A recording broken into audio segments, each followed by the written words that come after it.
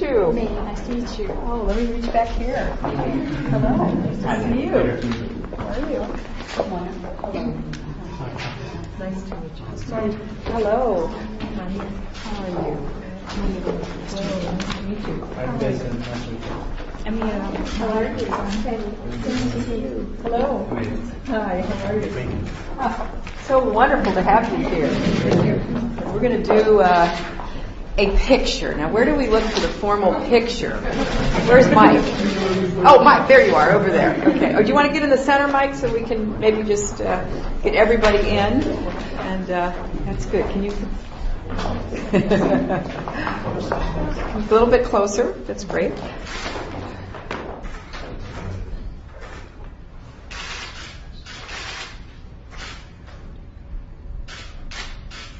Great. Well, I am so honored to receive this group here at the State Department. This is a group of young men and women from Egypt who are committed to improving the lives of the Egyptian people, providing more economic opportunity, greater growth in democracy, respect for human rights. They come from a variety of backgrounds. Each of them brings a special experience and expertise to their interests and their efforts. I'm excited about going to Egypt next week with President Obama for his speech. I've enjoyed the opportunities that I have had to work with my Egyptian counterparts on how we're going to deepen and broaden our relationship between our two countries. But the most important part of that relationship is between the American and Egyptian people. And I think that a number of our visitors have made their first trip to the United States with this trip. So it's wonderful to have you here and to be part of this. I'm going to take a question or two, and then we'll go this way and have a chance to talk, okay? Yes. Madam Secretary, yes. How much progress has Egypt made toward democracy and human rights? Is it the main stumbling block, this emergency law that's been enforced for decades? And finally, how much of an issue will it be on your trip and the President's trip next week? Well, we always raise democracy and human rights. It is a core pillar of American foreign policy.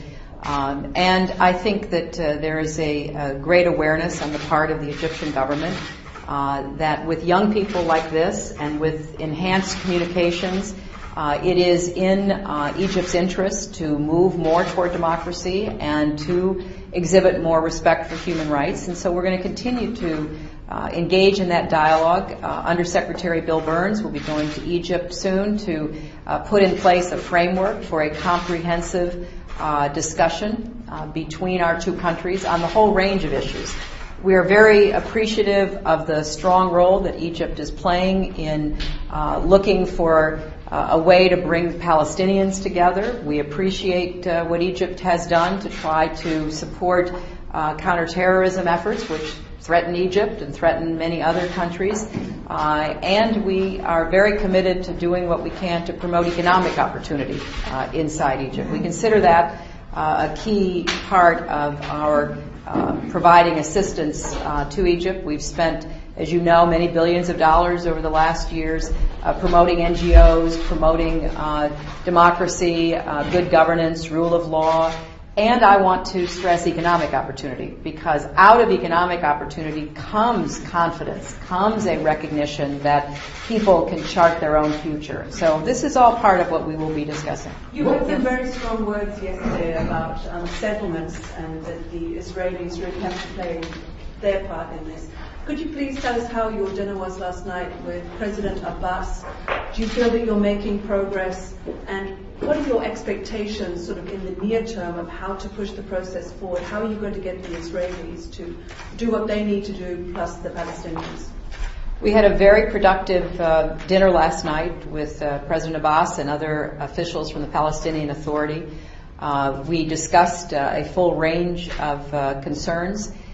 Senator Mitchell reported on his recent discussions with Israeli officials, as well as Prime Minister Netanyahu's visit. We believe strongly in the two-state solution, and we are committed to doing all that we can to work with Israelis and Palestinians and others like Egypt to try to push that forward. We have laid out some ideas that we've shared with both the Israelis and the Palestinians. And as you know, President Abbas will be meeting with President Obama this afternoon in the Oval Office. This is a difficult, complex undertaking, but we are committed to it, and we think it's in the best interest of both Palestinians and Israelis. We think this effort to obtain a two-state solution is the best way for Israel to have the peace and security that they are seeking and deserve, and we think it is the best way for Palestinians to have a sense of empowerment and authority over their own lives, and to give them the chance to raise their families and to have the kind of future that the children of the Palestinians deserve. So we see this as very much in not only our interests and the interests of the region, but of Israel and the Palestinians as well. Thank you all very much.